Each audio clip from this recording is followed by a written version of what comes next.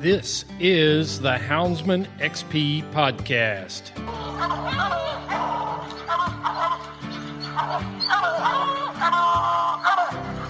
Good dog, get that bear. Get that bear in here.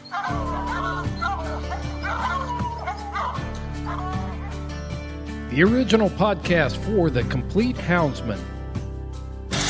Look at your coat of go, Justin Hyatt. We're gonna get him. We're gonna get him. The podcast that represents our lifestyle of extreme performance. Get him there. Get him. Get him. Yeah, good boy. Good boy, Ranger. Uniting houndsmen across the globe, from east to west, north to south. You know, if you're going to catch a cat or a lion, you know, you have to have teamwork. We take you to the wildest places on earth. Yeah, so how many days a week can you spend in the Mecca? As much as I can, to be honest with you. Anytime that I get, I'm out there. Join us for every heart-pounding adventure on Houndsman XP.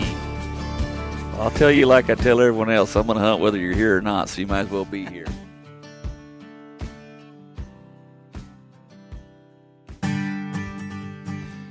As I was walking across the grounds of the 2022 Grand American in Orangeburg, South Carolina, hungry as a stray dog, my nose detected the unmistakable aroma of hog meat being prepared on a hickory slow burn fire.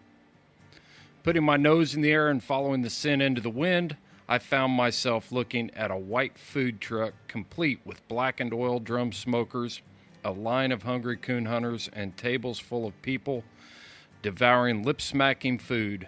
I'd found it. The Holy Grail of the South, barbecue. As I got closer to the truck, I could read the lettering on the side, and it read, "Hunting for a Cure, Drake's Hope." Adjacent to the ordering window was a write-up about the purpose of this traveling Mecca of delicacy. It told the brief story of Drake Bryant, a 15-year-old boy who was inflicted with severe autism. On this episode of the Houndsman XP podcast, you will meet Curtis Bryant, the father of Drake Bryant. You will hear Drake's story and the struggles and hardships of finding treatment and comfort for this South Carolina family. You will hear how the coon hunting community has rallied around the Bryant family. This is an inspiring story that sets an example for all of us. It is a story worth telling and showcases the true fiber of the hound hunting community and what we can accomplish for the greater good. Make no mistake about it, I was drawn to that food truck because I was hungry. What I found was a story of a hound hunting family that rolls up their sleeves and faces adversity, one barbecue sandwich at a time. What you will hear from Curtis is a story of love and admiration for a coon hunting community that has adopted their cause. This is Drake Bryant's story. This is Drake's Hope, hunting for a cure.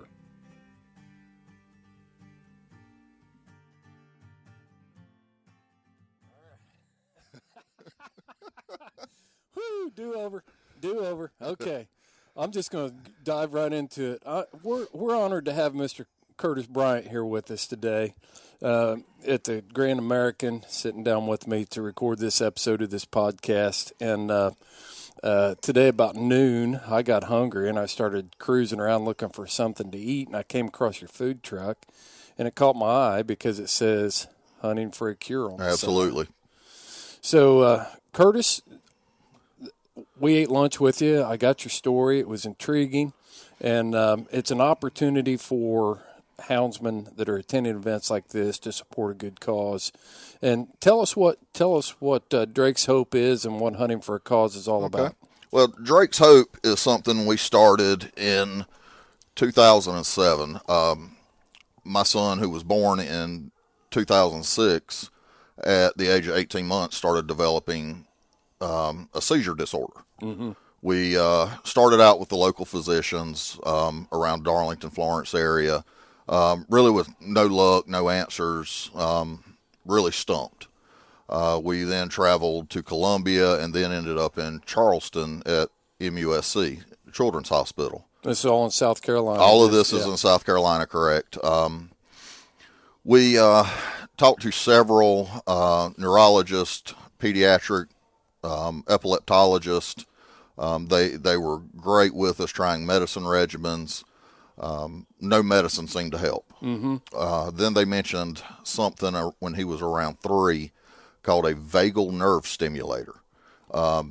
Best way to explain it, it's kind of like a pacemaker. They put it, implant it in his chest, and the wires, instead of going to his heart, run up into his brain stem.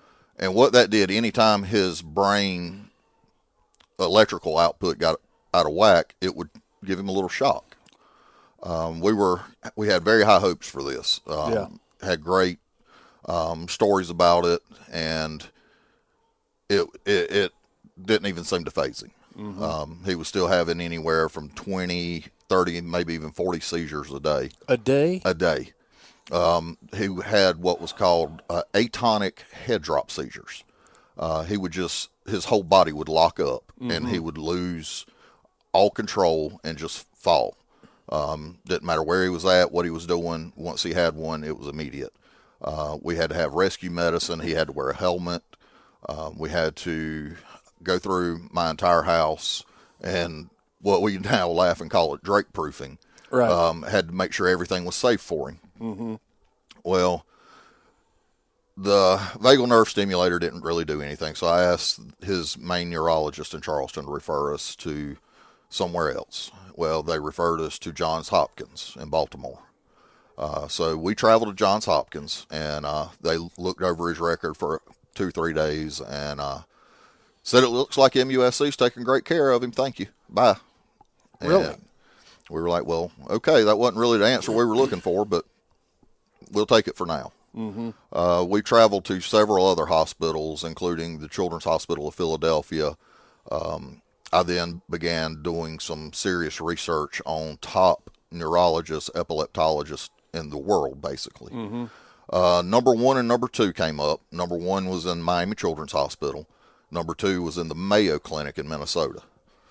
The doctor and I apologize, I'll forget his name. I've seen so many. The one in Miami worked half a year in Europe and half a year in Miami. The one in Minnesota worked year round. Right. So we loaded up my family and we drove to Minnesota for 2 weeks. We go inpatient immediately at the Mayo Clinic. They run every test under the sun. They're trying everything, injecting him with dyes to see where the dyes go into his brain, how they're exiting, everything. Well, they start talking about a surgery called a corpus callosotomy. Your corpus callosum is what connects the 2 hemispheres of your brain. It sends information back and forth between your right side, left side. And they said, we have great luck with uncontrollable seizures with this procedure. And what we do is go in, separate the 2 hemispheres, and cut your corpus callosum half or 2/3 of the way. That way it's still sharing some information, but not everything. And what that does is keep the seizure activity from traveling from one side to the other. Well, now my ex-wife and I, we still have a relationship, and we were talking it over. And I decided one day that I said, you know what, I'm just going to have it done. I called a neurosurgeon in Charleston, got an appointment, and he said, yeah, I can do that. And I agree that would be a good, solid decision to make. So we traveled one morning to Charleston, got a hotel room, enjoyed the day outside, and the next morning we were at MUSC going into surgery. Surgery lasted about 6 hours. What they did is they cut a little window, so to speak, in the top of his skull. They removed the membrane around the brain, separated the 2 hemispheres, and laser cut the corpus callosum.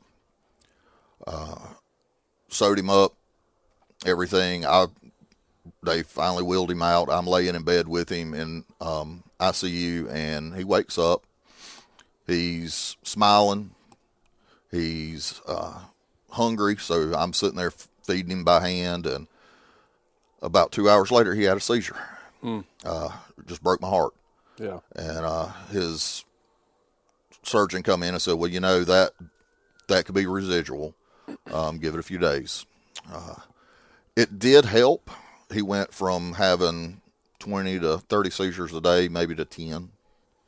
But still, 10 seizures that's a day. A lot. Yeah. And you don't know when they're coming. He didn't have any precursors. Some people that have seizures have what they call an aura.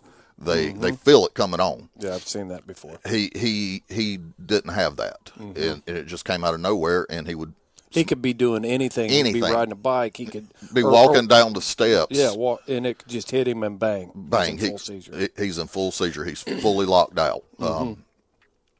He's actually had a seizure in his sleep and aspirated, and had double pneumonia, and was in ICU for 2 weeks because of a seizure. Yeah. And he was still having seizures. They were still trying to regulate his meds. So I said, well, it's been 6 months. Let's go to Miami. Right. So we loaded up, went to Miami 5 times in a year. And from Darlington to Miami, that's about a 16-hour ride. And we rode down, myself, my son, and his caretaker, who helps me tremendously with him and his brother. We rode to Miami, and the doctor down there said, we probably need to go ahead and completely sever his brain into 2 hemispheres. And he told me all the side effects, one of them, the major one being a ghost arm syndrome, where one side of his brain would go dominant, and he would not be able to control the other side. And there's been reports of people that's had this procedure done that with their non-dominant side, they would wake up in the middle of the night and be choking themselves. Or he could be walking down the road and just reach out and slap somebody and have absolutely no control over it. Right. Don't even know he's doing it. And, of course, that was a major concern. And after a lot of counseling, a lot of prayer, a lot of being on my knees a lot, and really, really praying about it, I decided, you know what? If it's going to help him, let's do it. We were scheduling the surgery to be done in Miami, and we got a call from MUSC saying they had just hired a brand new neurosurgeon. His specialty was corpus callosotomies. He was coming from the Cleveland Clinic. And I'm very familiar with that location. I feel sure you are. He was coming from the Cleveland Clinic, and he was going to be semi-retired, but his daughter was in her residency to be a neurosurgeon. And he was going to walk his daughter through his Drake's surgery. Met with him several times, and the day of the surgery, the night before, I spoke with my mom and dad, who I'm still very close to. Well, my dad, my mom, unfortunately passed away this past September. Drake was her world. And I talked with them that night, did a lot of praying before I went to bed, and I went to sleep. I woke up the next morning and just had the greatest feeling ever. I got up and said, this is going to be a great day. This is going to work. Everything's going to go smoothly. Went in. I walked in with my head held high, toting him, laid him on the bed. I even went back to the OR with him until they put him to sleep. Kissed him on the forehead and walked out. Yeah. 6.5 hours later, the doctors called me in a conference room and said surgery went great. He was a champ. Did everything. Everything went perfect. He, since that day, and that was in 2009. No, I'm sorry. That was 2011. He's been seizure free. Since 2011. He has not had a visible seizure. He never developed the ghost arm syndrome. He likes knocking on the window of that food truck. He loves it. He loves it. And he loves waving, and he loves smiling. Yeah. Since then, he's been diagnosed with severe autism. He is nonverbal. He's very mobile, a little too mobile sometimes. You're right. Is he an escape artist? He is. He can get out of anything. My house, I have deadbolts and chain locks and gates and everything, and he'll find a way through all of them. Right. And he'll just end up busting into my bedroom door in the mornings and just grinning from ear to ear, ready for breakfast. Right. And he's able to feed himself.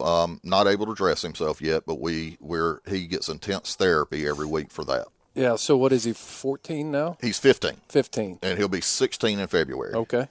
He has the brain function or the brain mentality of about a year and a half old. Mm-hmm. Not potty trained, nonverbal. I get help through the state with like incontinence supplies, that sort of thing. Mm-hmm. But he's one of the happiest kids. He loves his brother. He's got a younger brother who's 13, kind of takes the role of the big brother. Right. Loves his brother.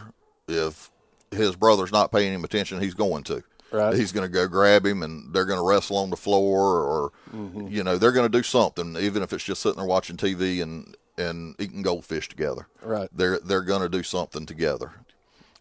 We've been doing this event in Orangeburg here for 8 or 9 years now. I want to get into that. Okay. I want to talk about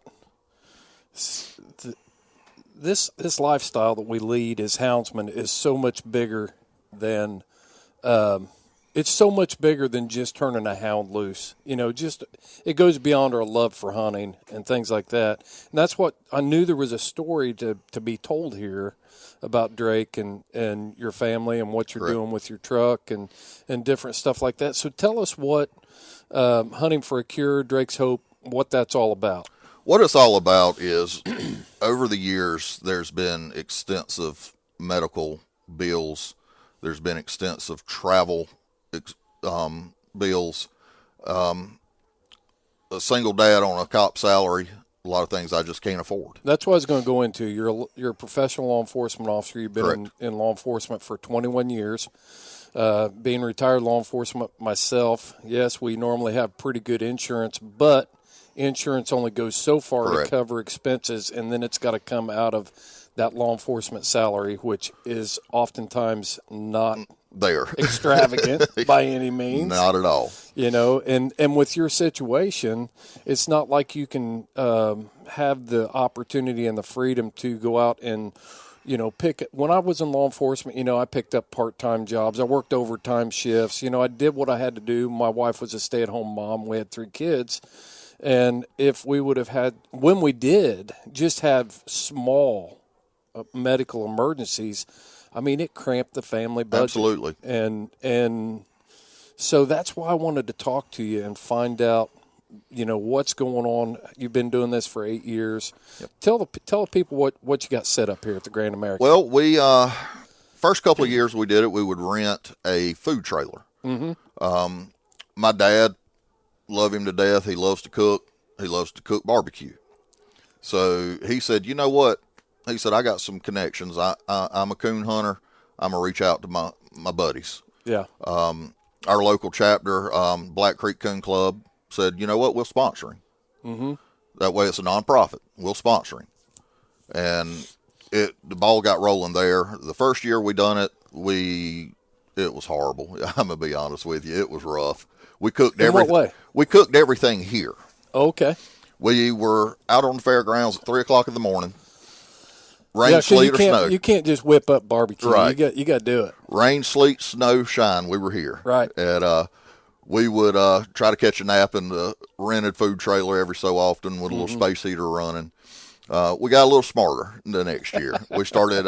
We pre-cooked some a week or so ahead, froze it, and then we'd cook some here. Mm-hmm. And it's kind of the same way what we're doing now. Well, you got to have some on the barbecue to have that aroma wafting out into. That's what we were walking down the strip there, and I was like, somebody is fixing barbecue, and we just followed the wind. Absolutely. And then that's how we found the food truck down there. We first couple of years we rented a trailer, and it was pretty costly.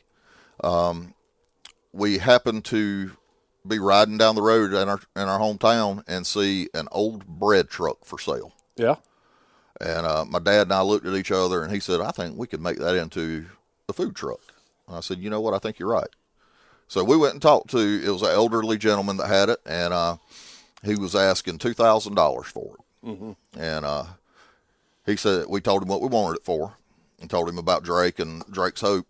And he said, it's yours for $1,200. So we had already earned a little bit of money through the prior year, so we bit the bullet and took that expense. We reached out to some local high schools that were doing auto body, and they agreed to do the painting, cut the windows in it, pretty much everything. And on the inside, my dad and I did everything on the inside. I had a close friend say, I got a grill. I don't need it anymore. Why don't you come get it? Mm-hmm. So now we have our own grill set up for, we can cook whole hogs, we can cook Boston butts, anything. Right. And people really started coming out the woodworks then. Mm-hmm. And we've had people come up and say, I want a barbecue sandwich. All right, it'll be $5, $6. Here's $100. Keep the change, and just walk away. Yeah. It has truly opened up so many avenues for Drake that it's unreal. The money is strictly in his name. There's only two people that have access, and that's my father and my oldest sister. Mm-hmm. My name's nowhere on the account. I have no access to it. That just kind of helps. Some people may think I'm using that to pay household bills, stuff like that. It all goes to Drake and his medical needs. So just give us an idea, and I don't want to get too personal here, but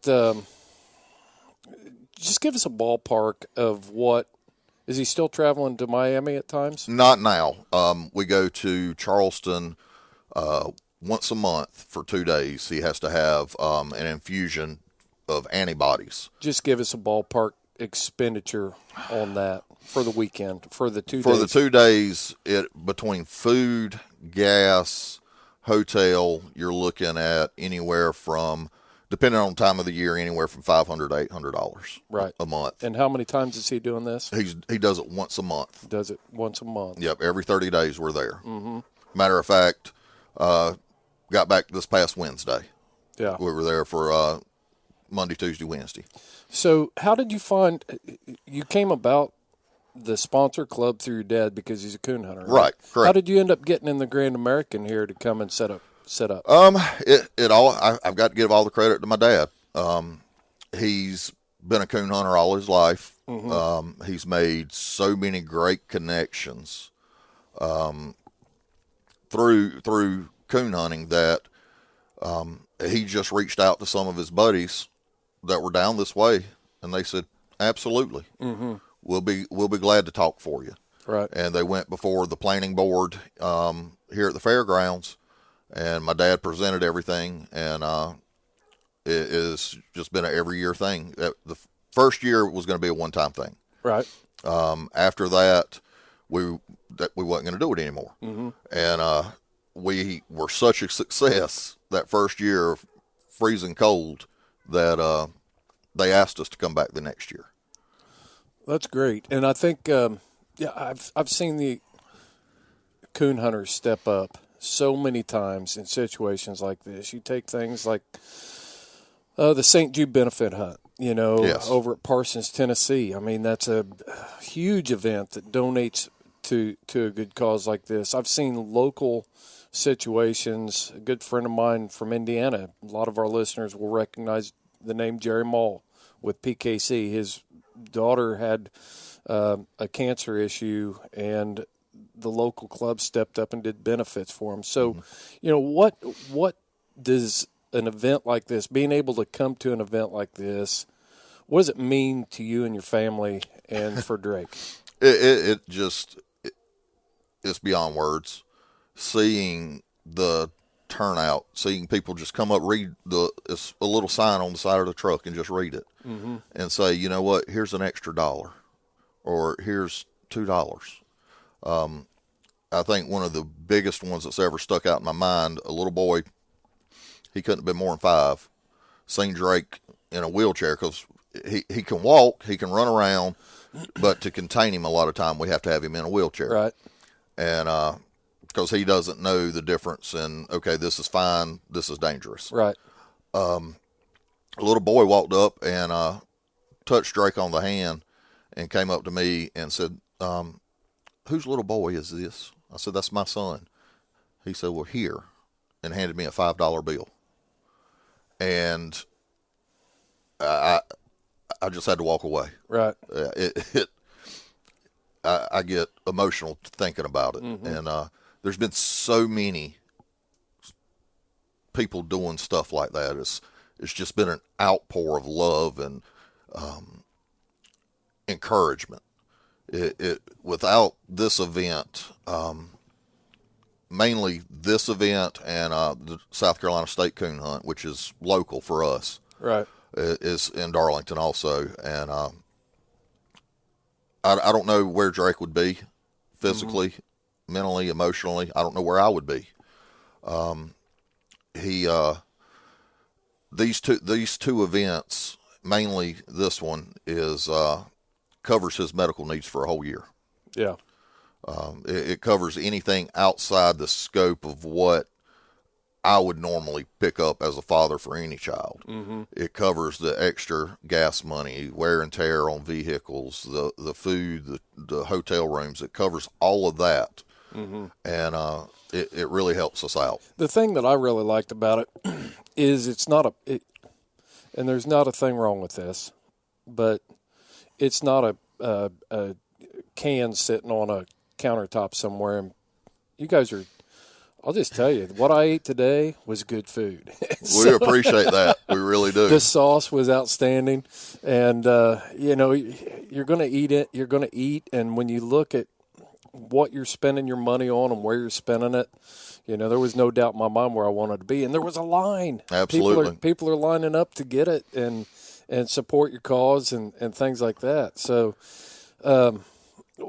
what would you say to parents out there that we've got houndsmen that listen to this podcast to give them hope for?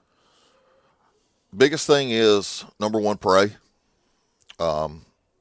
Number two, accept that you didn't do anything wrong. Your child's not broken. Mm-hmm. Your child's normal for him or for her. That's normalcy. Drake doesn't look at himself as being different from his brother. He's just Drake. Yeah. And that's interesting. Because I struggled with this. Mm-hmm. I didn't do anything wrong as a dad. My wife didn't do anything wrong as a mom. Mm-hmm. This is the child that God gave us, and we're meant to have this child, and we're meant to raise this child. And I'm going to do everything I can to make him as happy and healthy as I can. That doesn't mean his level of happy or healthiness will be the same as his brother's, who's, perfectly fine. It doesn't make them any different than any other child. You love them the same. You treat them the same. You play with them. You do what you're supposed to do as a parent. And family support, friends support, that's big. I tell people all the time they could reach out anytime, and I'll be glad to talk to any struggling mom or any struggling dad that may be feeling a little depressed or a little like they wasn't good enough. Mm-hmm. And those are the biggest things. One of the things that I see, and I've seen over my lifetime, is there are people out in this world that would want to stop events like this right here. Mm-hmm. Stop hunting with hounds, stop with that stuff. What do you have to say to those people who might oppose or misrepresent our lifestyle or try to dictate to us how we're doing things or try to tell us we're wrong there? I tell everybody, every group of people has a few bad apples. For the most part, everybody's good. Everybody has a good quality or trait. I'm a hunter myself. Mm-hmm. I don't coon hunt as much as I used to. I've gotten more into deer, waterfowl, that sort of thing over the years. Still hunt deer with hounds. Yeah. You're a deer houndsman. Oh, awesome. And yeah, we still do that. It's still legal where we're at. Right. My animals are my pets. I don't treat them. I treat them with just as much love pretty much as I do my own kids. Right. Sometimes everybody tells me I spoil them too much, but you can't stop events like this, because these events bring great people together to do great things in their communities. And well said. That is the biggest thing I think I've ever gotten out of any type of event like this, any type of hunting event.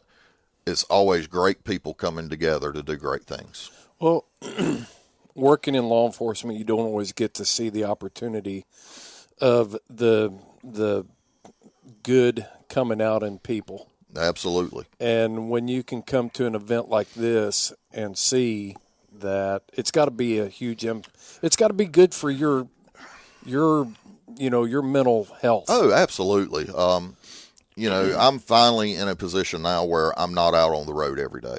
I'm not taking that domestic call. I'm not taking that call where the baby's in the background crying.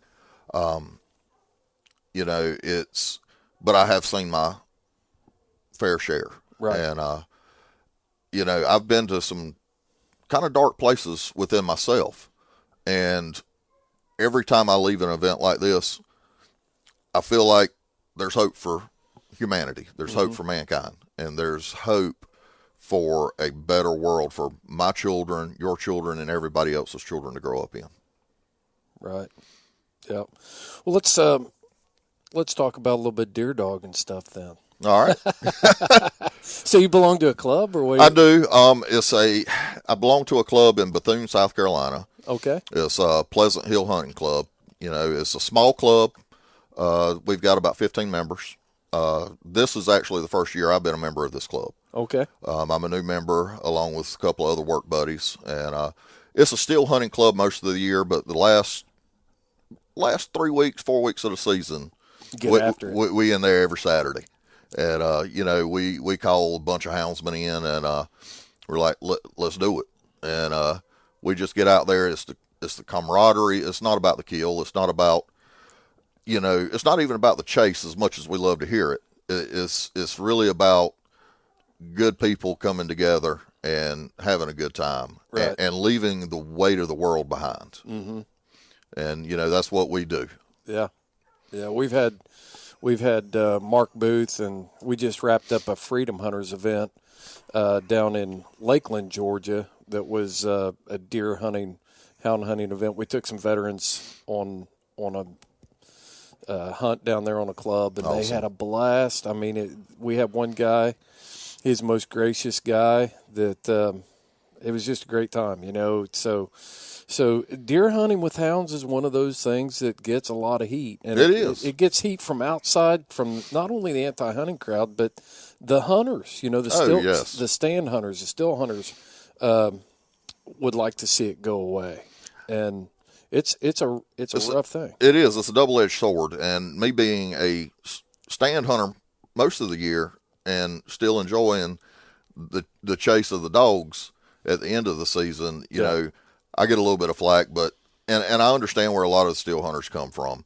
A lot of these guys are hunting 20 or 30 acre plots. Right. And, you're turning your dogs loose on a 100-acre plot next to them. Mm-hmm. Our club is roughly 1,200 acres. Right. We don't have to worry about dogs crossing other people's property. Mm-hmm. And I get that. I do. I've been involved with some, farmers that say, hey, you can hunt this 20 acres, but we're going to run dogs on, over here on Saturdays, and that's really the only time I can hunt. Right. So, most of the time I just joined them with the dog hunts, Yeah. Yeah. But, I'm a person, I try to get along with everybody. I don't judge anybody for what they enjoy doing, whether it be still hunting, dog hunting. I fuss and gripe, a popular TV show a while back kind of ruined duck hunting for us old timer duck guys. Which one was that? Duck Dynasty. It made everybody think they were a duck hunter.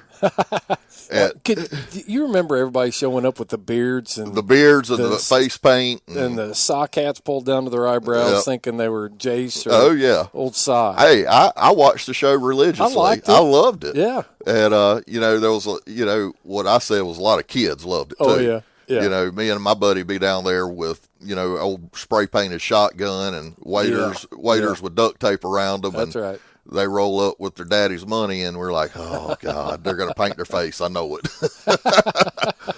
But,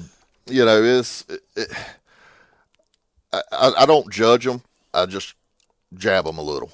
That's right. That's right. It's all in good fun. That's part of it. Yeah, it's all in good fun. You can make fun of your brothers in a way that you can't make fun of strangers. Absolutely. It's just like being in law enforcement. That's right. We have a unique sense of humor. Yeah. And, people outside of law enforcement may look at us and say, these guys are crazy. But no, that's just how we cope. Yeah. That's how we deal. That's right. That's right. But one of the things about hunting is, man, there are so many people out there. I wish people would just stop telling us what to do. Right. You know what I mean? People that don't understand it, people that don't see hunters stepping up to the Hunting for a Cure truck and supporting absolutely a kid like your son. They don't see any of those things. But they still think that they have to have a say in what we're doing. Right. And that just seems to be rampant throughout our culture. It really is. And I would like that's why we produce this podcast to showcase stories just like yours and Drake's story, to show that it's not some blood sport. It's not about mistreating dogs or it's none of that. No. It's something so much bigger than that. It's good people doing great things together. I agree. And I'll tell anybody, if you have a problem with hunting or fishing, I'm an avid fisherman. It's the way I grew up. It's the way I'm raising my child. My youngest, unfortunately Drake's not capable of doing it, but he loves the dogs. He loves the excitement. Sure. And, just come sit down and have a civil conversation. And I'll tell you, this deer season I killed one deer. I passed up probably 200. Yeah. Because I'd just rather sit there and watch them. Mm-hmm. Or, I'd rather listen to the dogs than shoot a little small deer in front of them. Right. Just let them go. Let them keep running. Yeah. Let them do what they love to do. Mm-hmm. And that's what a lot of people don't understand. The dogs love it. Yeah, it just kills me when these people that I call them animal zealots, right. Animal radicals or animal zealots, they think they're stepping up and doing the best thing for the wildlife, and they have zero investment. None. Zero at all. And the hunters that are on these grounds right now are the ones that put money into the hunting industry. An event like this in Orangeburg, South Carolina, the hotels are full, the restaurants are full. I see Houndsman walking through Walmart, all income that they wouldn't get if this event was not held right. there. And not to mention the conservation.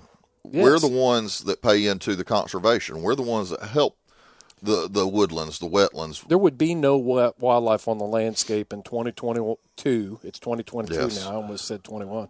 If it was not for hunters. When we turned this thing around and developed the North American model for wildlife conservation, it is by far the greatest accomplishment for wildlife in the history of the world. And it would not be possible if it weren't for hunters. No, it would not. It wasn't people that wanted to feed Bambi in their backyard and have, it wasn't that. It was the hunters. Yep. So, hey, tell us what other events you're going to be at. Right now, the only one that we're definitely going to be at is going to be the South Carolina State Coon Hunt. It's in Darlington, South Carolina, at Lake Darpo, which is in between Darlington and Society Hill. It's a 2-day hunt. It's not near as big as this one, but it's a good local, family-oriented place. We'll be doing barbecue along with some other things, hamburgers, hot dogs, doing stuff for the kids and just having a good time. Yeah. Doing what we love to do. So this is going to be a sustainable.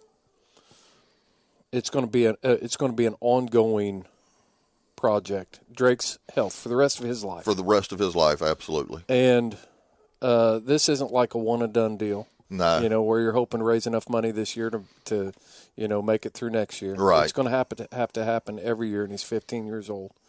So tell people how they can besides walking up and buying barbecue in the truck. Tell people how they can contribute. You know, we have an account set up with him at First Citizens Bank in Darlington, South Carolina. It's listed under Drake's Hope, and this the same account that only the two people have access to, and they can send donations straight to there, or they can reach out to me. I'm on Facebook, Curtis Bryant. I don't have any big fancy Facebook page. It's just me. Right. But if they would like to reach out and speak to me, they can. Or, they can reach out to my dad, who's Bobby Bryant. He's on Facebook also, both from Darlington, South Carolina. We'll be glad to, even if it's just a talk, we'll be glad to help out anybody that we can. Yeah. And I do return quite a few emails. I'll give you my email address. It's curtisb2212@gmail.com. I'll be glad to receive any emails, and would love to actually just get a little bit of support and say, hey, I heard your story. Keep it up, that sort of thing. It always puts a smile on my face. If there's a mom and a dad, parents out there who are listening to this podcast, would you have any problem with them reaching out to you? Maybe they're sitting there and they've got a situation with their kids and helping them. I can only imagine. I mean, sitting there trying to figure out how we're going to pay the bills, how we're going to do this, maybe they've got a niece, a nephew, grandson that needs some hope, some ideas of how they're going to keep the lights on and keep their other kids fed and clothed and everything. Would you be willing to talk to them? Absolutely. And help them out? Absolutely. Tell them what you're doing and avoid pitfalls. Absolutely. Because I think that the thing that has amazed me and intrigued me, Curtis, was the fact that you've seen an opportunity there, and you've worked hard, and you understand.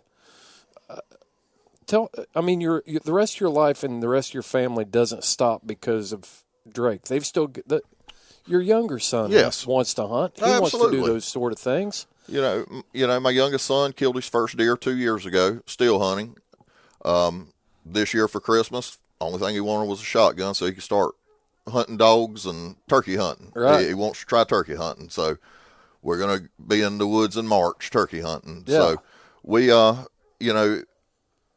still just keep going forward. We're any normal family we're a normal family with a few extra adversities in life. Sure. And that's just the way I keep telling myself. Yeah. Yeah. God doesn't give us more than a burden heavier than we can carry, but he just leaves it up to us whether we're going to try to figure out how we're going to get it Absolutely. Carried. And I tell anybody with a special needs child, God won't give us more than we can handle, but he will give his strongest soldiers the biggest burdens or the biggest weight to carry. And, I'm not saying that Drake is a burden by any means. It's just that a lot of people wouldn't be able to handle it. Yeah. And, my wife has always been like, she's always had that outlook too. We don't have any special needs kids, but she's always been the type that she embraced the situation, and she always has that same outlook, that positive outlook. Drake's a blessing to me and my family. Yeah. He has brought my family closer. Like I said, before my mom passed away, that was her world. And it's still my dad's world. I've got two sisters. I got two nieces. We're all a very, very tight-knit group. Matter of fact, my two teenage nieces are coming down here to Sling Barbecue tomorrow. Wow. And, yeah. This is about the only time you can get them away from a video game or from their swim lessons or anything like that. Right. So looking forward to, it being a family affair. One thing, we'll close this out here in a minute, but one thing that I would challenge, we still have clubs all over the United States, and all of these clubs has somebody in it that knows somebody that has a need like Drake. Mm-hmm. And if we could encourage these club members to go out and take on that cause that has nothing to do with a competition coon hunt other than providing an opportunity to help benefit a kid in your community that's in need. That's what community was all about. That's it. And stepping up and taking care of people in our local community. And I still say that's what the hunting and fishing community is all about. It's not about the kill or the catch. It's about helping each other be better people. Yeah, I agree. I think you have to get there. I think everybody goes through, I was a young kid I was one time, and the only thing I thought about was limiting it out. Absolutely. And getting with it. But as you get into it and you see the nuances of hunting, you realize that there's such a great opportunity. It makes you a better person. Yeah, and it really does. Even any adult listening, take a kid hunting.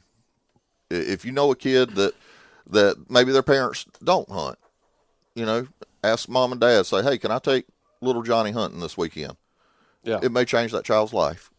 And, exactly right. The sheriff's office I work for is actually hosting a youth deer hunt tomorrow in Darlington. Oh, no kidding. And myself and the chief deputy were the two that mainly organized it. And we're hoping for a big turnout tomorrow. Of course, I'll still be here slinging barbecue, but I hope the best and pray for a good turnout with them also. Yeah. So, I can't tell you how much I appreciate this community that's just the outpouring of love has been unreal to me and my family. I was going to give you the opportunity to have that last word, and I'm glad you. I appreciate it. Yeah. So, Curtis, thanks for taking time. I know you've been busy. Thank you. It gave me a little break. Yeah. Gave me a little break, so I greatly appreciate it. Yeah. Well, I appreciate you taking time to sit down and tell your story and tell Drake's story. I appreciate it. I really do. Find you on Facebook. Facebook at Curtis Bryant. Like I said, I don't have anything flashy. It's just me. And you can reach out to me through email, curtisb, one word, 2212 at gmail.com. I'll be glad for anybody to reach out, especially any struggling parent. Please reach out to me. I'll be glad to do whatever I can to help you out. Great. Can't ask for more than that. And stop by. I'm going to post a picture of the food truck on our Facebook page, and it'll be the cover photo for the episode here. So if you're out and about at the South Carolina State Hunt, or the next time you're at the Grand American next year, make sure you find the truck and support a good cause. Absolutely, we'll love to have you. You bet. The sauce is great. Everything's good there. All right. Until next time, Curtis, you follow your hounds and I'll follow mine. Absolutely. And there you have it, ladies and gentlemen. That was Curtis Bryant talking to you about Drake's Hope and hunting for a cure. I hope you'll look for him at the South Carolina State Hunt and next year at the Grand American. And that you, too, will take this information back to your local club and find that local cause to get involved with. We ran that episode with no commercial interruptions from our sponsors. But I have to mention our sponsors because they believe in what we can do as a hound hunting community. They share the vision of Houndsman XP. They know that we can be inspired to do great things in this community and in our world. Check out Dogs Are Treed at dogsaretreed.com and enter the promo code HXP 20% off at checkout. You'll get 20% off of all your orders. Also, check out Rough Cut Company. Rough Cut is taking your high-quality images. They laser engrave those onto native lumber from Wisconsin, and you will have a great keepsake there. So you can find that company at roughcutcompany.com, and at checkout, enter the code HXP 10% off, and you'll get 10% off that order. Make sure you share Houndsman XP with your friends. Check us out on Facebook at Houndsman XP Podcast, or the Houndsman XP podcast group. Both of them are on Facebook and on Instagram at Houndsman XP Podcast. Leave us a review, share us with your friends. Till next time, you follow your hounds and I'll follow mine.